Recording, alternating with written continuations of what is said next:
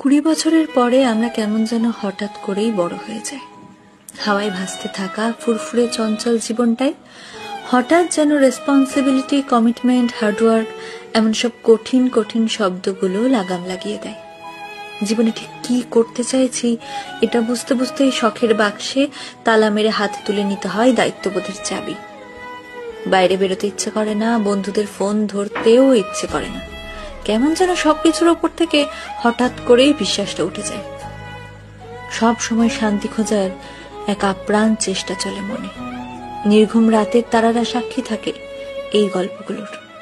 শখের জিনিসগুলোর একটা লম্বা লিস্ট তৈরি হয় মাথায়, কারণ 20 পর বাবার কাছে শখের জিনিসটা চাইতে কেন জানি ভীষণ দ্বিধা বোধ হয়।